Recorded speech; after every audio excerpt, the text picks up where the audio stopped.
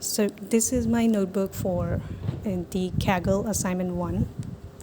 So first thing I did was, import some of the libraries that I needed. I'm just gonna import the libraries that I need, like Scikit-learn and all of that, as I need them. So I only import some of the libraries, and these are for, summary statistics, like, this shows the skewness, and kurtosis also shows the same thing, and, matplotlib and seaborn for visualization.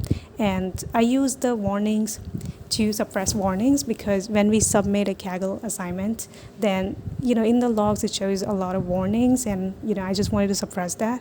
So this is in this way, like, you can suppress the warnings.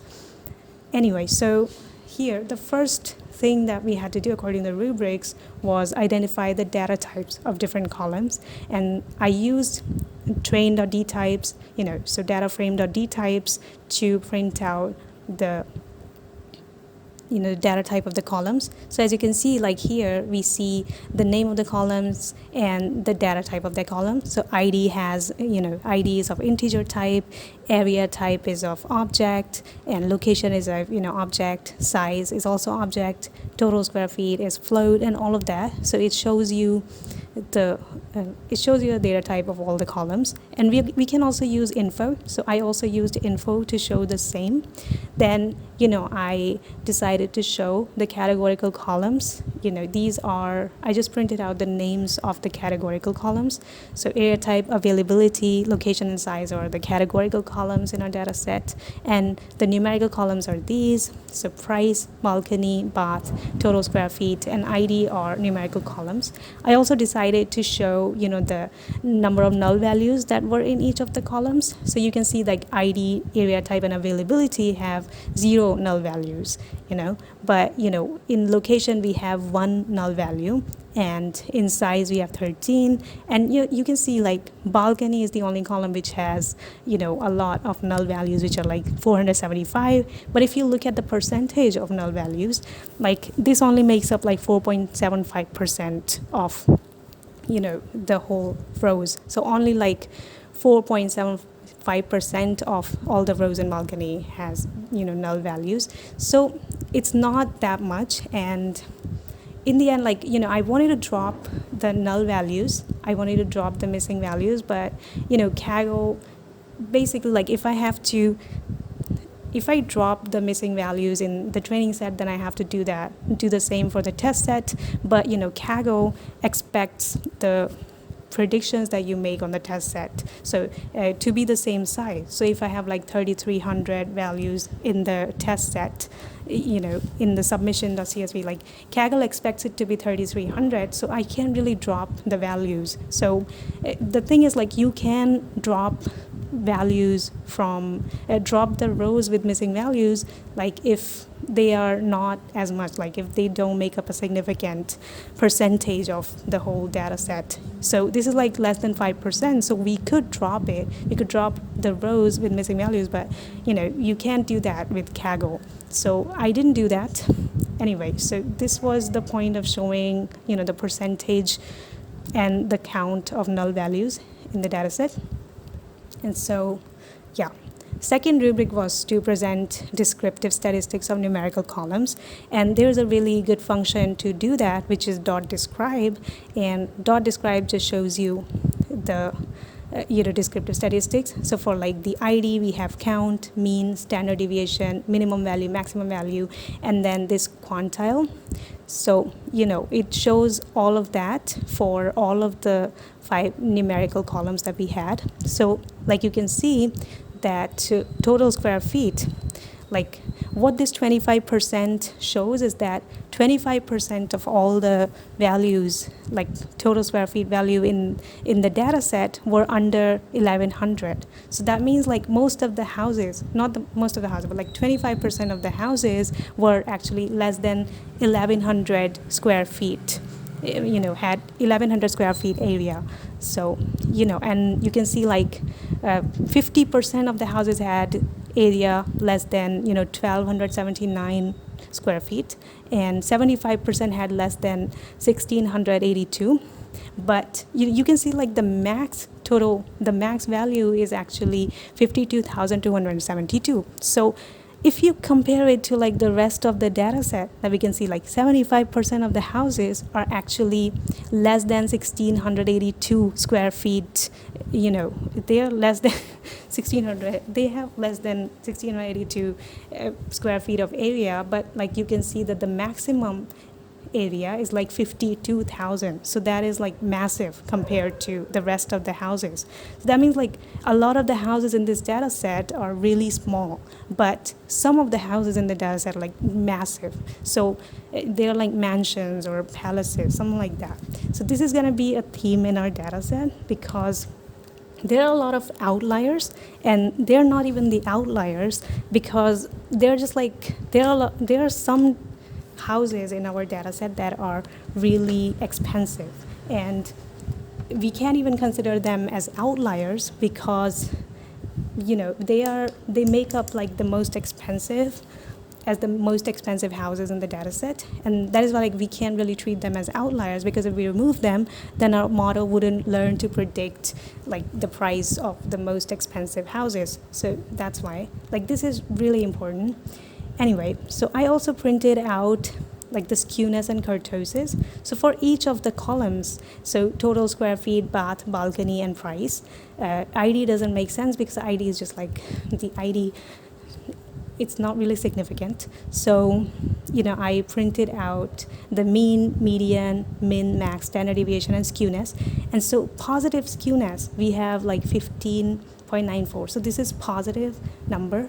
It means that our data set is really skewed, and it would make more sense with like the visualization that I created. So as you can see that total square feet versus frequency, you can see like most of the houses have really low total square feet area. Okay, most of the houses are like on the left side.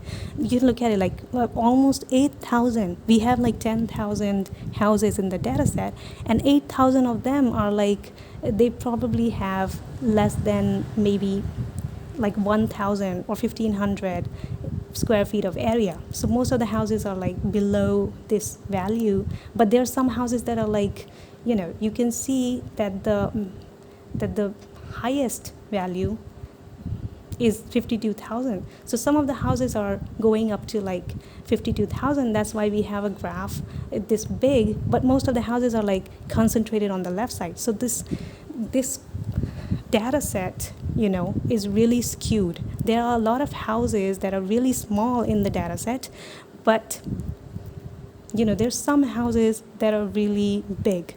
So that's why we see this discrepancy. And you can see like the same with, the bath. So I made this graph with like bath and frequency. So you can see that, this is also skewed. And, this like balcony one is better. It kind of represents more of a normal distribution. But all of the others, you can see like price is also really skewed.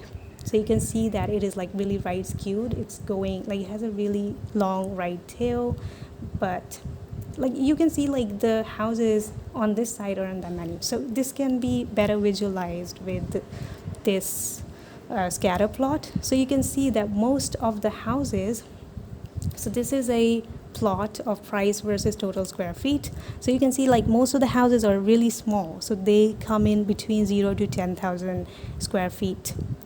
But, you can see that like most of the houses are concentrated here, but there are some houses that are really big. So, you can even like treat them as outliers, but if we do that, then our model wouldn't be able to predict values for, really big houses. And you can see like the data is also not very linear. Like these maybe are following a linear distribution, but if you see like these houses are really big, but their price is still very low. And these houses are, above on like the left upper corner, here, they have really high price, but they're really small, So it's not really following a linear distribution, right? And here is like I also visualized price versus number of bathrooms, and this is more kind of better, but this is not as significant. So we're just going to look at. Yes, so, this was the descriptive statistics for the numerical columns. And now the third rubric was to identify and handle missing values. We already saw like the missing values above. So what I did, I just printed out, the missing values, the columns that had missing values, and, how many values were missing, and the percentage of the missing values. So, and I wrote down like what I did, what all the missing values. So with location, I just decided to fill it with unknown. There was only one missing value. And with the rest of the columns that had missing value, I just decided to use, like I thought like I would impute them with the median value. So then the rubric 4 was to identify and handle duplicates.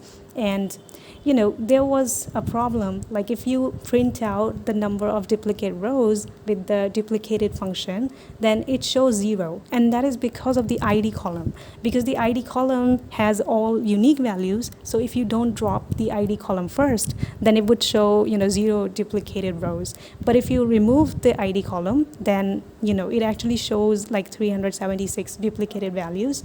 So I decided to remove the duplicated values because that's just redundant data. So I removed the duplicated values with dot drop duplicates function, and there is an error, so you can't see like how many duplicated values there were, but there were like 376.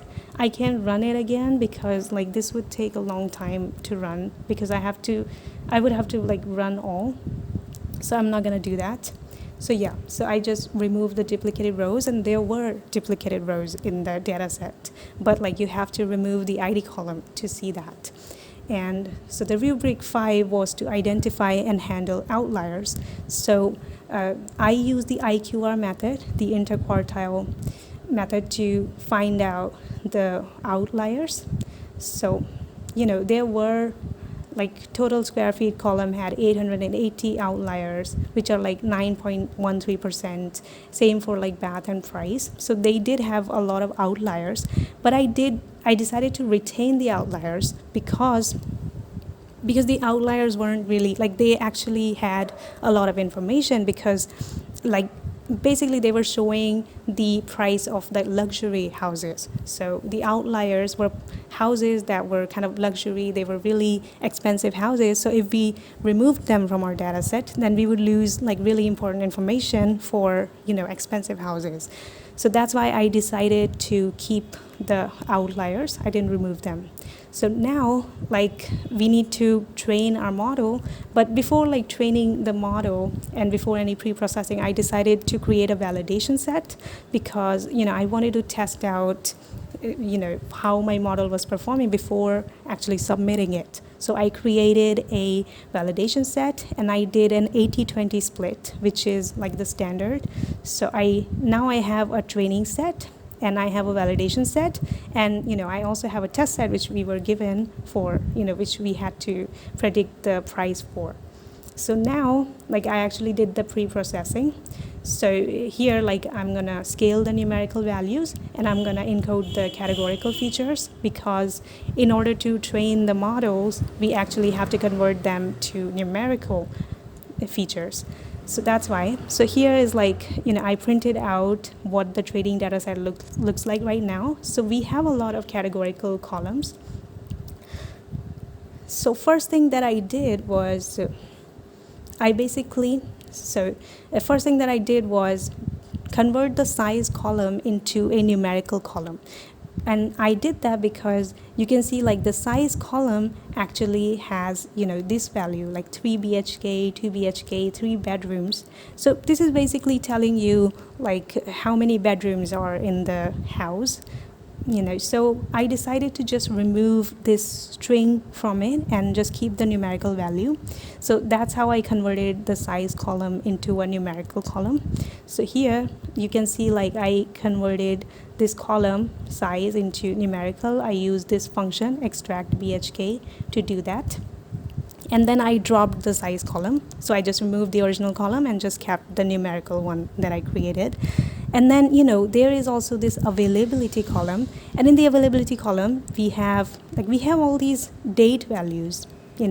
So I decided to convert them to date time column, and there is a function to do that in Pandas. So I just use pd2 datetime function to convert the dates into proper dates. And then there were also some strings like ready to move and immediate possession, which also tells you the date, like the house will be available to move into or like to buy at this time. So it is also giving information about the date of it. So I also decided to create two numerical columns, so ready to move and immediate possession, to also use that information. So now I have like an avail date column and both of these columns. So this avail date has date information, like it has a date written in it. It's not a numerical column. So in order to convert it to a numerical column, I actually decided to I could use these functions in Pandas. So .year, like dd.month, dd.quarter, dd.day, and all of that, to convert them to numerical values of like year, month, quarter, day of week, and is weekend. So this is how like I converted this date information into numerical information. And then I just added them to my data frame, and then I dropped the avail date column. And yes, so I also had like location in location column, and location column was like really important, but it also had a lot of unique values. So you can see that location column has 1186 unique values. And I thought like if I did one hot encoding, which is the standard practice for categorical columns, it would create a lot of columns. It would create 1186 columns. So I decided to do frequency encoding instead. So what frequency encoding does, that it basically, it just writes down the number of times, not the number of times, but like, okay, so it write down the frequency of that location instead of the categorical value. So I did frequency encoding for the location column, and then this is all the cleaning that I did. And I also did like feature engineering. Feature engineering was like for just this one column, because I thought that the square feet, the price depending on the area of the house. So I actually decided to create a new column called price per square feet, and which is just like I just divided price by the total square feet. And that's how I created this new column. And I didn't delete the price and total square feet column. I kept them, but I also created this new feature, because maybe like this way we can find like that linear relationship. We can better model that linear relationship. So as you can see, the price and square feet in like this graph here, we can see like it does have a linear relationship. So with this column we can kind of better model it. And so yeah, this is all the feature engineering that I did. So this is what's written. So this is like, I just converted, like I just removed the BHK and the bathroom from the size. So it's now just a number. And from like availability, I removed like I extracted the date feature. So year, month, quarter, day of week. And I created a new column called price per square feet. So, this is a new feature. And I also applied location in like frequency encoding to the location column. And I also created this like weekend, because maybe weekend, whether the day is a weekend or not, maybe that impacted something. So like maybe that could be useful information. So that's why I also created this weekend column. So this is it. And then the second part was like scaling the numerical features. So I actually created, so first like I'm just listing out the numerical features and the categorical features. And I have written down like tree-based models actually don't need scaling, but linear models actually do need scaling because they depend on distance, right? So that's why like for linear models I do need to apply I need to scale the features.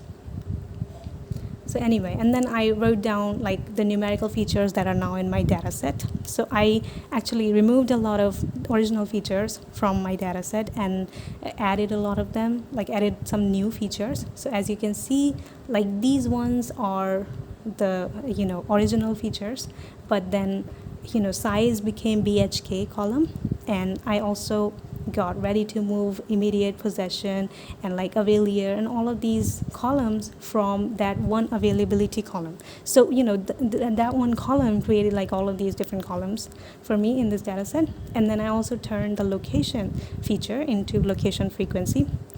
And I also have these like categorical features, so area, type, and location. So this is I actually made a mistake in my assignment. I forgot to remove the location column, and this is why like in the end this one hot encoding was also applied to the location column. So I did end up with a lot of columns that I didn't want to have in my data set, because that would increase the computation time. And so this is why I applied this location frequency, but for some reason like I forgot to remove this. But this is the one that I submitted, and it got a pretty good score, so I don't want to like mess with it again. So this is why. But the original intention was to just use the location frequency and remove the location column.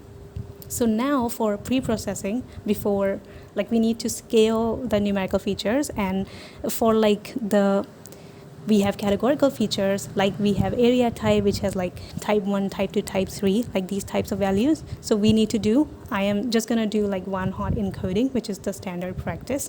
So I just created a preprocessor, and I decided to, instead of like doing the model fitting and the preprocessing in like one pipeline, actually just did the preprocessing before. So here like I have X train processed, X valid, which is my validation set, and then X test processed. So I already like applied the pre-processing, and I got the pre-processed data set. And so X train now has this shape, and you can see like it has 1101 columns, even though like I decided to do feature encoding. So that is a mistake that I made.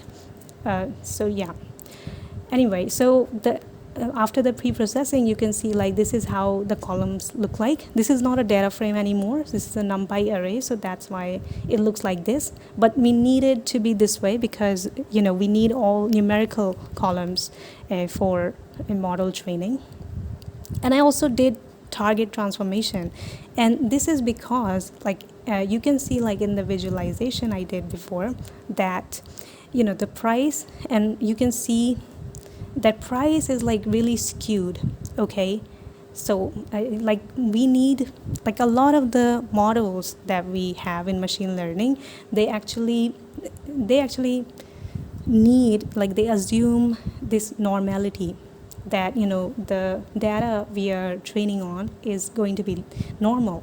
So this doesn't look normal, this is like really highly skewed, and so we're gonna apply log transformation to it.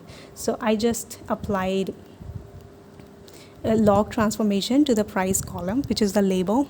So now you can see like the skewness in the original price column is 8.25, which is like really positive, but then like now after log transforming it, the skewness is 0.87, which is like really low now. But even then, like this is not zero. So you can see in the visualization that so it is still a little bit right skewed.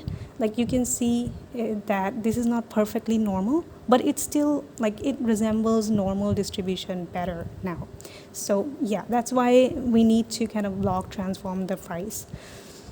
And I also, because we were supposed to create at least 3 visualizations, so I actually created a lot of visualizations so that we can see our data set better. So you can see like how price is like highly skewed, and after log transforming it becomes more like a normal distribution. And there's also something about location data that I found out was that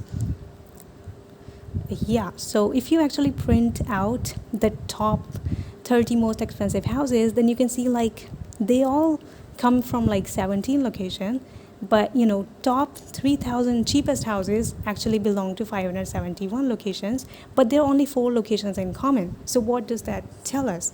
It tells us that, a lot, like cheapest houses and the expensive houses, they belong to different locations. So if we want to predict the price of houses better, then that means the location is a really important feature.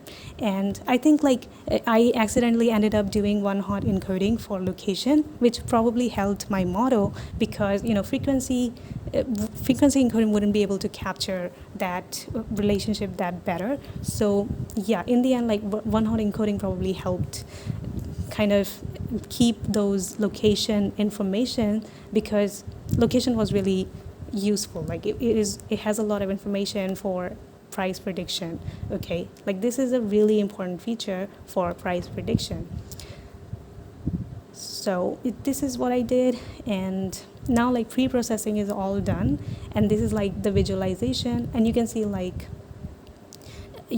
top 10 locations by frequency. So these are the locations that came up a lot of times. So you have Yelahanka, which has 100 houses are from this. So I created a bunch of visualizations. You can see them. And so now the rubric 7 was we should at least have 7 models trained. So I actually decided to do more than 7, so 9 models. So I trained 9 models. So here I created a function called evaluate model, so that I can easily use the model to evaluate all these scores. So R2, RMSE, and MAE. We only need R2 in the final score, but I decided to use all of them. So here you can see I have ridge regression, lasso regression. I have 9 models, and here you can see them printed out. So I have ridge regression, lasso, elastic net, support vector regression, random forest gradient boosting, XGBoost, light GBM, and cat boost. So you can see the linear models, linear models are not doing that well. SVR is doing okay, it's doing pretty well. Linear models are doing the worst with this data set, because probably there isn't a linear, it's not a perfectly linear relationship between the price and all the other features that we have. So you can see the tree-based models random forest is doing much better. And the best is this XGBoost regressor. And all these light GBM and cat boost, they are doing much better. So I trained 9 models in total. Then I did hyperparameter tuning for 3 models, because we were supposed to do hyperparameter tuning for 3 models according to the rubrics. And I used Optuna for the tuning, because it makes it easier to tune the models. And so here I just tuned 3 models, and here they are. So first one is the XGBoost, and light GBM, and you can see the R2 score for all of them. They are pretty good. And in the end, I also compared the performance of all the models that I did the tuning for. So you can see that the R2 score for XGBoost and gradient boosting, and same for RMSE and MAE values too. So this is, and I also visualized it. So you can see that XGBoost is doing it's giving R2 score of 0.8 and gradient boosting of 0.78. So these ones are doing pretty well. It's just that linear models are not doing as well. And then instead of using the best model to do the final prediction, I actually used a voting regressor. So in the voting regressor, you can actually combine different models that we just tuned. So I can actually apply weight to them. So the model that is doing really well, I can give it more weight, like I did, and the ones that are not doing as well, I can give them low weight. So this way I can create an ensemble of different models. So I use voting regressor, and then I just did prediction on this this meta model, this ensemble model.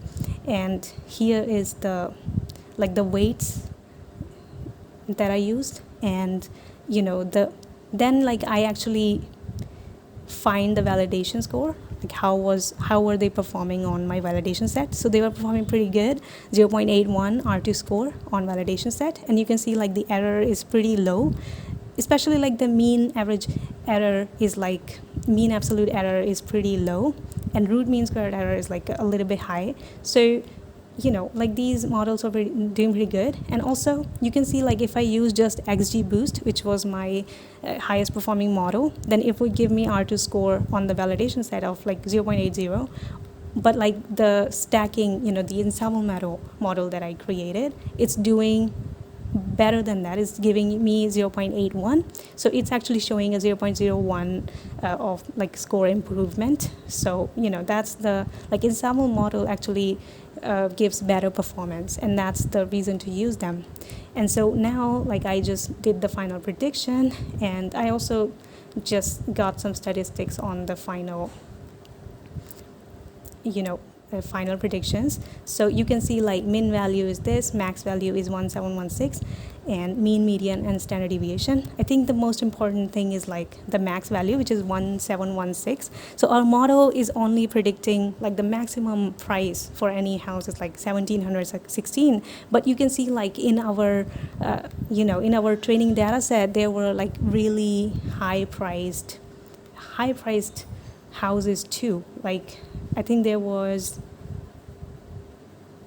you can see that in here, like the price column, there were like 3600 price. Okay, so like highest, the maximum value in the training set for price was 3600, but our model is only predicting until like 1716. So it means like maybe it is underestimating some of the like expensive houses. So it's not doing well for like the most expensive houses, and which makes sense because we didn't have as many really expensive houses in the data set as like there were like really kind of low priced houses. And so this is like the final submission file that was created. And then there's one more thing that we can do, which I found out, just like we can actually do feature importance analysis. We can find out which features were actually most important in prediction. So you can see like it actually gives you the which features like were the most important. So here I have created like this data frame which shows like top 15 features by importance, but I also have this visualization. So you can see the most important feature was like this location Cunningham Road. So yeah, like location was in the end, like I ended up doing one hot encoding, but you can see like location features were really important for price prediction. And the path, and like you can see how different model are using different features. So top 12 features in XGBoost are different than like top 12 features in light GBM model. So you can see like for light GBM it was total square feet, location frequency, BHK bath and balcony, and like all of these, and like only like this location, location wasn't that important, or at least like this individual location frequency wasn't that important, but the location frequency column was important. It was the second most important. So maybe if I didn't do one hot encoding, then like my light GBM model would still do pretty well at predicting the price. Okay, but like with my one hot encoding that I ended up doing, then XGBoost model is doing pretty well with like it's actually predicting with these locations.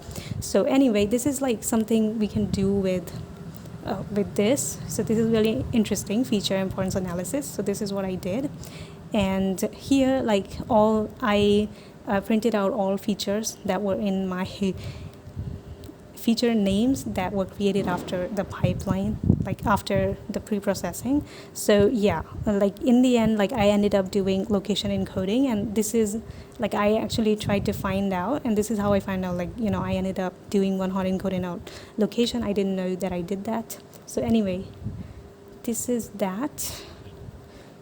So there are a lot of features, and that's why like I decided to do feature like I did frequency encoding for location. So anyway, in the end, like I did residual analysis to see like the error. So you can see that. So like the data set doesn't seem to have like it does have a linear relationship, and our model found that, but it's also kind of scattered. It's not perfectly like clustered around this line. So you can see, and distribution of residuals is like normal, so this is pretty expected. And here you can see like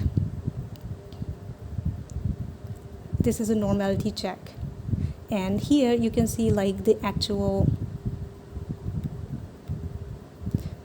values on log scale and predicted values on log scale. So you can see like this shows after log transforming, this actually shows a pretty linear relationship.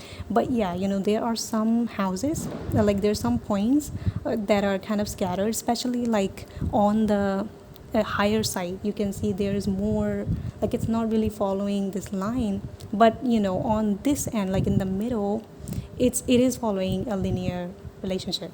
Anyway, so it means like log actually changing the price, and actually like log transforming the price was really important for our model for prediction. Anyway, so this is it.